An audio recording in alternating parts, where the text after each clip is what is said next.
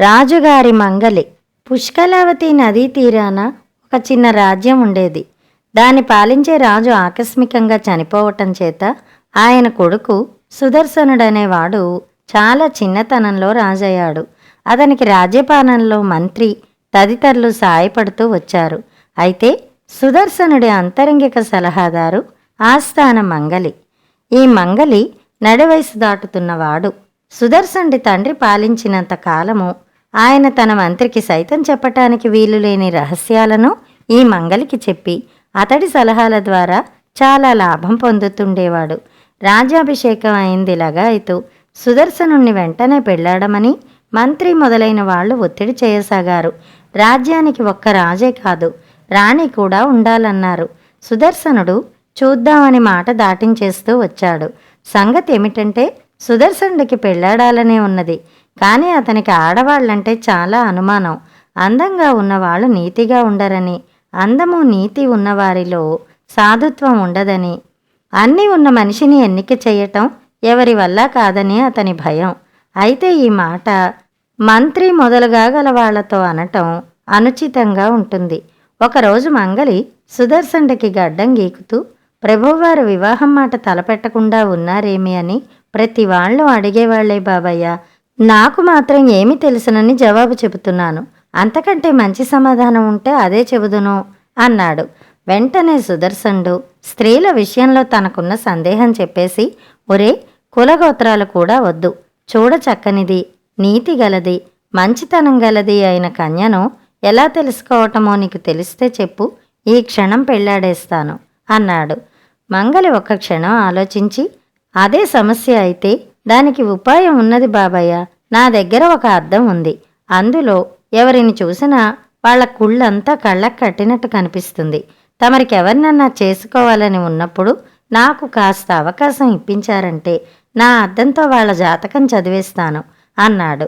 ఈ మాట వినేసరికల్లా సుదర్శనుడికి ఎక్కడలేని ధైర్యమో వచ్చేసింది. ఒరే మంగలి, నాకు కావలసిన భార్యను సంపాదించి పెట్టావంటే నేను నీ మేలు ఎన్నటికీ మరవను అని పంపేశాడు. ఆ రోజే అతను తన సభలో తాను పెళ్లాడ నిశ్చయించినట్టు ప్రకటన చేశాడు. ఆ సాయంత్రానికల్లా ఈ వార్త ఊరంతా తెలిసిపోయింది.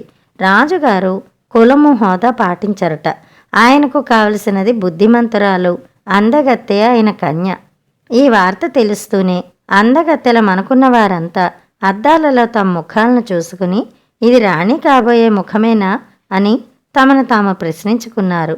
అయితే మర్నాడు తెల్లవారేసరికల్లా మరొక పుకారు కార్చిచ్చులాగా నగరమంతటా వ్యాపించింది. రాజుగారు పెళ్లాడబోయే కన్యను రాజుగారి మంగలి తన మంత్రపుటద్దంలో చూస్తాట. ఆ దెబ్బతో వారి గుట్టుమట్లన్నీ అతనికి తెలిసిపోతాయట. ఈ మాట వింటూనే రాణి అవుదామని ఆశపడ్డ వారందరి గుండెల్లోనూ రాయి పడింది. రాణివాసం మాట దేవుడెరుగు. తమ గుట్టంతా మంగలికి తెలిసిపోతే పరువుగా బతికే యోగ్యత ఉంటుందా? వారం గడిచినా రాజుగారిని పెళ్లాడడానికి ఒక్క కన్య ముందుకు రాలేదు. ఏమిరా మంగలి, పెళ్ళాడు అని ఇన్నాళ్ళు నన్ను చంపుకు తిన్నారే, పెళ్లాడతానన్న తర్వాత ఒక్కరూ ముందుకు రారే అని సుదర్శనుడు మంగల్ని అడిగాడు. నా అద్దం సంగతి అందరికీ తెలుసు బాబయ్య. అందులో ముఖం చూపించటానికి ఎన్ని గుండెలుండాలి? దారి తప్పి మనిషిగా పుట్టిన ఏ దేవతో తమన్ని పెళ్లాడాలి గాని మామూలు ఆడది తమతో పాటు సింహాసనం మీద కూర్చొని ఇస్తానా అన్నాడు మంగలి దర్పంగా. అలా అయితే నువ్వు 1 నెల రోజులు దేశాటన చేసి నీ అద్దం మెచ్చిన దాన్ని తీసుకురా అన్నాడు సుదర్శనుడు. దారి ఖర్చులకిచ్చిన సొమ్ము తీసుకుని మంగలి దేశాటనకు బయలుదేరాడు. అతను ఒక్కొక్క గ్రామానికి వెళ్ళి రాజుగారి ఆజ్ఞాపత్రం చూపించి రాజుగారికి వధువును వెతుకుతున్నానని గ్రామ పెద్దలకు చెప్పి, రాణి కాదగిన కన్యలు ఎవరన్నా ఉంటే చెప్పండి అని అడిగేవాడు. అందరూ తలా ఒక పిల్ల పేరు చెప్పేవారు. ఒకరు చెప్పిన పిల్లను మరొకరు కొట్టిపారేసేవారు. 4 గ్రామ పెద్దలు ఏకగ్రీవంగా ఒక పిల్ల పేరు చెప్పడం జరగనే లేదు. ఇలా గ్రామాలు చూసుకుంటూ మంగలి చాలా దూరం వెళ్ళాడు. ఒకనాటి మధ్యాహ్నం అతను ఒక కొండ ప్రాంతం చేరుకున్నాడు. అతనికి ఆకలి దప్పి కలిగాయి. కొండ ఎగువన గొర్రెల మంద కనిపించింది. వాటిని కాసే మనిషి కోసం వెతుక్కుంటూ కొండ ఎక్కేసరికి కొండ నీడపట్టున ఒక బాలిక కనబడింది. అమ్మాయి, ఆకలి మండిపోతోంది. దగ్గరలో గ్రామం ఉన్నట్టు లేదు. తినడానికి ఏమన్నా ఉందా అని మంగలి ఆ పిల్లను అడిగాడు. అటుపక్క గ్రామం ఉన్నది గాని నువ్వు ఆకలితో ఏం పోతావు, నేను తెచ్చుకున్న కోడి తిను తాత అంటూ ఆ పిల్ల తన మూట విప్పి తాను తెచ్చుకున్న జొన్న రొట్టెలు కూర పెట్టింది.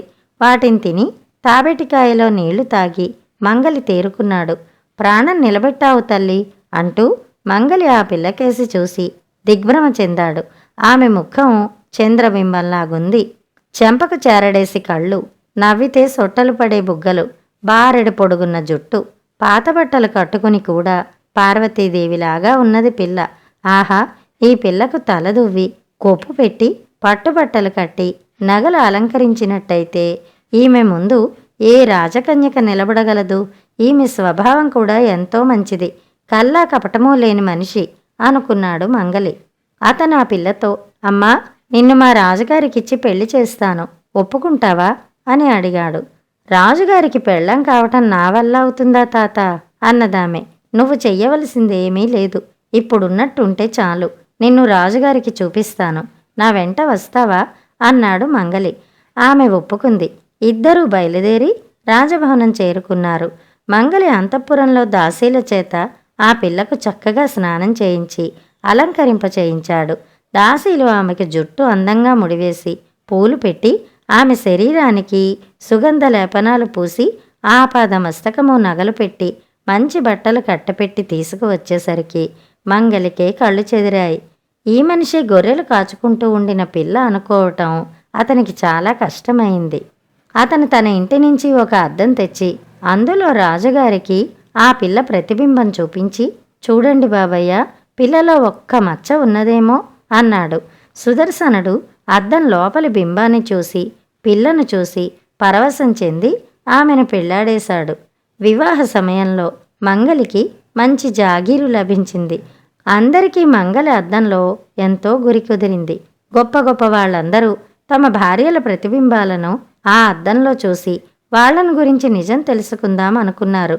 కానీ అందుకు అవకాశం ఇవ్వకుండా మంగలి, అద్దం పగిలిపోయింది బాబయ్య, నిక్షేపం లాంటి అద్దం అని అందరితోనూ అనేశాడు. కథ సమాప్తం.